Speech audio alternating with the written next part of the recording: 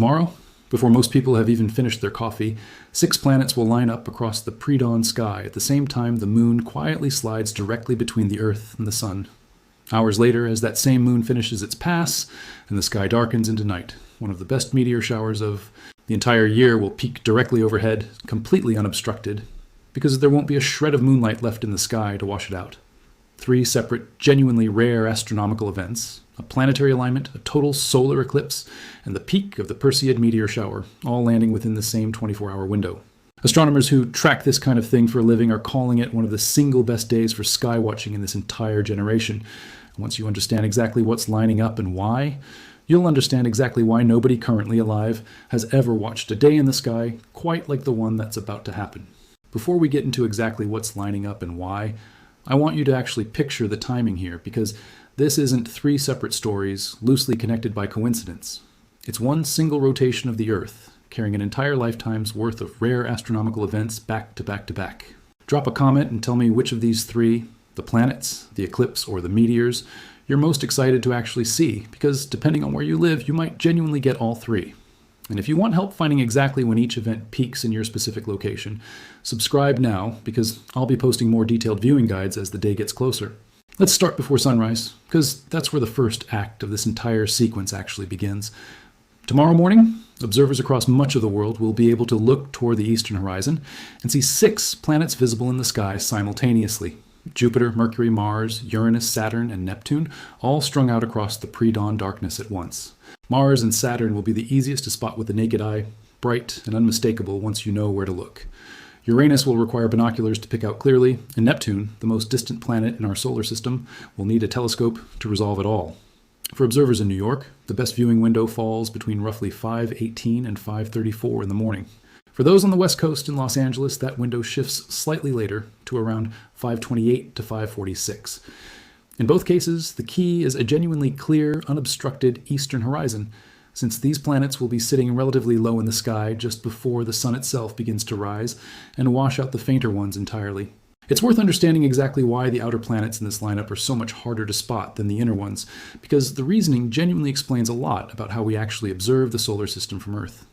Brightness in the night sky comes down to a combination of 2 factors: how much sunlight an object reflects, and how far away it actually is from us. Mars and Saturn sit relatively close by cosmic standards and reflect enough sunlight to appear as bright, easily identifiable points even to the naked eye. Uranus, roughly twice as far from the sun as Saturn, reflects far less usable light back toward Earth, dropping it just below the threshold most people can comfortably pick out without optical assistance, which is exactly why binoculars make such a meaningful difference. Neptune, sitting even farther out, essentially requires a telescope under any normal circumstances, since its apparent brightness from Earth is genuinely too faint for the unaided human eye to resolve as anything more than empty sky, even on the clearest, darkest night. A planetary alignment like this one is worth understanding on its own terms before we even get to the eclipse and the meteor shower, because it's genuinely rarer than most people assume. Every planet in our solar system orbits the sun at a different speed, and along a slightly different plane, which means having several of them cluster into roughly the same region of sky, visible together at the same time from Earth, requires a specific and temporary alignment of orbital positions that simply doesn't happen on any predictable, easily repeated schedule. 6 planets visible simultaneously is toward the more dramatic end of what's astronomically possible, and it's exactly the kind of event that stargazing communities circle on their calendars months, sometimes years in advance. If you found that explanation useful, a like on this video genuinely helps more people understand what they're actually looking at tomorrow morning, rather than just trying to memorize a list of planet names without any real sense of why some are so much easier to spot than others. Now here's where the day shifts from rare to genuinely historic, because later, during daylight hours, the moon will pass directly between the Earth and the sun, producing a total solar eclipse. This isn't a minor, easily overlooked event tucked into some distant, hard-to-reach corner of the globe. The path of totality, the narrow strip of Earth's surface where the moon fully blocks the sun and the sky briefly turns to twilight in the middle of the day, crosses northern Russia, Greenland, Iceland, and northern Spain, with a small corner of Portugal also falling inside that path. For observers across much of Europe, the United States, and Canada, the eclipse will still be visible, though only as a partial eclipse, meaning the moon takes a visible bite out of the sun without fully covering it, with the exact amount of coverage varying depending on your specific location. In the United States specifically, that partial eclipse will be visible across a stretch running from Alaska to North Carolina, though the extent of coverage differs significantly from place to place. It's worth understanding exactly what causes a total solar eclipse's path of totality to be so narrow in the first place, because it explains why an event like this genuinely earns the description of rare rather than just uncommon. The moon is dramatically smaller than the sun, but it also sits dramatically closer to Earth, and by a genuinely remarkable coincidence of orbital geometry, those two size and distance ratios happen to nearly cancel out, making the moon appear almost exactly the same size in our sky as the sun does. That precise near match is what allows the moon to fully cover the sun's disk during a total eclipse. But because the moon's shadow is relatively small compared to the entire surface of the Earth, that shadow only sweeps across a narrow corridor, typically just 100 miles or so wide, as the moon and Earth continue their orbital motion. Anyone standing outside that narrow path, even by a relatively small distance, only experiences a partial eclipse, watching the moon take a bite out of the sun without ever fully covering it. That narrow corridor is exactly why totality itself is such a geographically limited, genuinely rare experience, even though partial eclipses of some kind are considerably more common and visible across a much broader stretch of the globe. Here's why this particular eclipse carries so much extra weight beyond simply being a total solar eclipse. This is the first time since 1999 that a total solar eclipse's path of totality has crossed mainland Europe. Think about the actual span of time that represents. An entire generation of Europeans has grown up, gone through school, built careers, and in many cases had children of their own, without a single opportunity to witness totality from anywhere on the European mainland. The last time it happened, a huge portion of the people watching this eclipse tomorrow either weren't born yet or were too young to remember it. That's the literal technical meaning behind a title. Like no one alive has ever seen this before, because for the specific combination of totality crossing, mainland Europe, that statement is close to true for a meaningful share of the people who will actually be standing under that shadow tomorrow. If you're anywhere in the path of totality or the broader partial eclipse zone, here's the one piece of guidance that matters more than anything else in this entire video. And if you've made it this far into the video, subscribe now, because I'll be posting a more detailed regional viewing guide as we get closer to the actual date. It's worth repeating clearly. Never look directly at the sun during any part of a partial eclipse, and only remove eye protection during the brief window of full totality itself if you happen to be standing in the narrow path where that actually occurs. Certified eclipse glasses or properly rated solar viewer are required anytime any portion of the sun remains visible, because even a thin crescent-shaped sliver of exposed sun is still intensely bright enough to cause permanent eye damage. Regular sunglasses, no matter how dark, do not provide anywhere close to adequate protection, and this warning applies just as strongly to the partial eclipse visible across the US and Canada as it does to the narrow band of full totality crossing Iceland and northern Spain. There's a genuinely striking visual detail worth knowing about if you do happen to find yourself standing inside the narrow path of totality tomorrow, because photographs alone never quite capture it properly. In the final seconds before totality begins, as the last sliver of direct sunlight disappears behind the moon, the temperature around you can noticeably drop, sometimes by several degrees within just a few minutes, and the quality of light itself shifts into something genuinely eerie, a strange, muted, silvery quality, unlike anything you'd experience during a normal sunset or overcast day. Birds and other wildlife frequently react to this sudden, unnatural darkness in the middle of the day, sometimes falling silent or beginning evening behaviors hours ahead of schedule.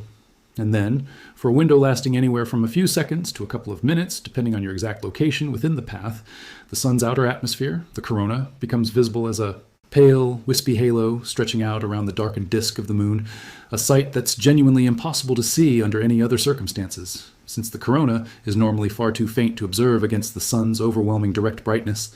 Now, let's move into the evening, because the same day that started with 6 planets before sunrise and a total solar eclipse during daylight hours closes with the third and final act of this remarkable sequence. The Perseid meteor shower, widely regarded as one of the brightest, most reliable meteor showers of the entire year, reaches its peak tonight. And this year, the timing of that peak lines up with something genuinely fortunate for anyone hoping to actually see it clearly. The Perseid's peak falls precisely on the night of the new moon, which means there will be essentially no moonlight in the sky at all to interfere with visibility. That's a meaningful upgrade from the previous year, when a much brighter moon washed out many of the fainter, more numerous meteors for viewers around the world. Under genuinely dark skies, away from city light pollution, meteor rates during a strong Perseid peak can reach somewhere in the range of 50 to 100 visible meteors per hour, streaking across the sky as tiny fragments of ancient comet debris burn up in Earth's atmosphere at extraordinary speed. If this is the first time you've heard the actual mechanics behind why an eclipse produces that eerie shift in light and temperature, a like on this video. It genuinely helps more people understand what they're witnessing, rather than just experiencing it as vaguely unsettling without knowing why.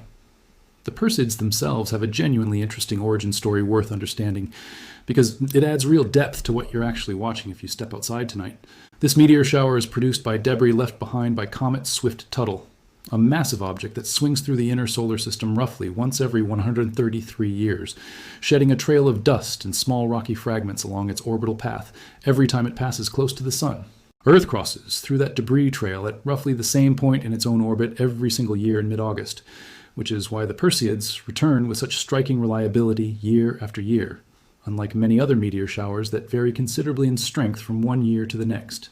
Each individual meteor you see tonight is a tiny piece of that comet's trail, sometimes no larger than a grain of sand, burning up roughly 60 miles above the Earth's surface as it slams into the atmosphere at speeds exceeding 130,000 miles per hour. Here's a detail that makes this specific night even more remarkable if you happen to be watching from the right part of the sky at the right moment. This same stretch of the summer is also the best time of year to watch a constellation called Corona Borealis, the distinctive semicircle of stars that sits high in the southern sky after dark throughout August evenings, positioned right between the bright stars Arcturus and Vega. Corona Borealis is home to a star called T Coronae Borealis, nicknamed by astronomers the Blaze Star, a recurrent nova that erupts roughly once every 80 years, and is currently considered significantly overdue for its next outburst. If that eruption happens to occur while Corona Borealis is riding high in the evening sky, exactly as it will be tonight, it would be dramatically easier to spot than during almost any other stretch of the year. Nobody can predict the exact night that eruption will happen, but the fact that the constellation hosting one of the rarest, most anticipated events in modern astronomy happens to be perfectly positioned on the very same night as this triple convergence of planets, eclipse, and meteors is exactly the kind of coincidence that makes tomorrow such an extraordinary date to actually be looking up.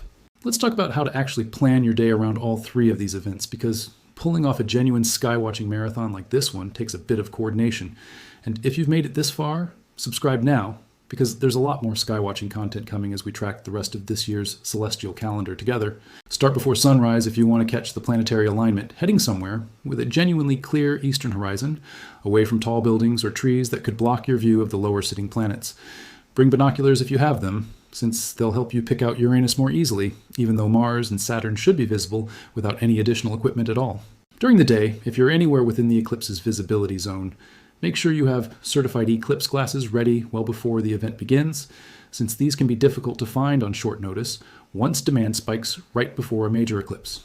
And in the evening, find the darkest sky you reasonably have access to for the Perseids, ideally somewhere well away from city lights, and give your eyes at least 20 to 30 minutes to fully adjust to the darkness before you start counting meteors, since your eyes' sensitivity to faint light continues improving for a surprisingly long stretch after you first step outside. It's also genuinely worth thinking ahead about photography if you want to actually capture any of this rather than just experience it, because each of the three events requires a meaningfully different approach. The planetary alignment before sunrise generally photographs best with a wide-angle lens and a sturdy tripod, since capturing all 6 planets alongside. A recognizable horizon requires a broad field of view and a long enough exposure to pick up the fainter points of light without a shaky handheld shot blurring everything together. The eclipse itself demands specialized solar filters over your camera lens, the exact same certified protection your eyes need, since pointing an unfiltered lens directly at the sun can permanently damage a camera sensor just as easily as it can damage human eyesight. And the Perseids are famously difficult to photograph with a single shot, since you genuinely cannot predict exactly where or when an individual meteor will streak across the sky. Most successful meteor shower photography instead relies on long exposure or interval shooting, capturing dozens or even hundreds of frames over the course of an hour and later combining the handful that happen to catch a meteor into a single composite image. Let's talk about how to actually plan your day around all three of these events, because pulling off a genuine skywatching marathon like this one takes a bit of coordination, and there's a real logistical challenge buried in trying to catch all three within a single 24-hour stretch. You're effectively asking your body to be up before dawn, alert enough to properly view and photograph a total or partial eclipse in the middle of the day, and then still awake and outside well past midnight to catch the Perseids at their peak, all without the benefit of a full night's sleep anywhere in between. That's genuinely demanding, And it's worth planning around deliberately rather than assuming you'll simply catch all three on pure adrenaline and excitement. Consider a short nap in the early afternoon, after the eclipse has passed and before the evening's meteor watching begins. And if you have family or friends joining you for parts of this marathon, splitting up who watches which event and comparing notes afterward is a genuinely reasonable way to experience all three without pushing yourself through a full day and night with no rest at all. There's a genuinely useful tool worth mentioning if you want real-time guidance on exactly what's visible from your specific location throughout the day. Free astronomy apps, including options like Star Walk, can show you precisely where each planet sits relative to your horizon at any given moment to track. The eclipse's progress specifically calibrated to your location and help you orient yourself toward the radiant point in the constellation Perseus, where the meteor shower's namesake meteors appear to originate from later that night. Given how much is happening within a single 24-hour window, having a tool that can quickly orient you toward whichever event is currently unfolding is genuinely more useful than trying to track everything manually. Here's the thought I want to leave you with, and it's worth remembering the next time a single date on the astronomical calendar looks like it might just be another ordinary night. Individually, each of these three events is worth watching on its own terms. A six-planet alignment is a genuinely uncommon sight, one that stargazers travel considerable distances to catch under clear, dark skies. A total solar eclipse crossing mainland Europe for the first time in 27 years is the kind of event that entire astronomy communities plan international trips around. And a Perseid meteor shower, peaking under a perfectly dark, moonless sky, is about as good as meteor watching conditions ever get. But it's the convergence of all three within a single day, planets before dawn, an eclipse at midday, and meteors after dark, that makes tomorrow something genuinely unprecedented within a living memory. Nobody currently alive has watched this exact combination unfold in the sky above them, not because any single piece of it is impossible to see. Again, but because the specific alignment of timing that brought all three together on the very same rotation of the Earth is not something that repeats on any predictable schedule. Whatever you have planned tomorrow, it might genuinely be worth stepping outside at least three separate times, once before sunrise, once during the day, and once after dark. Because the sky is about to put on a performance that won't line up quite this way again for a very long time.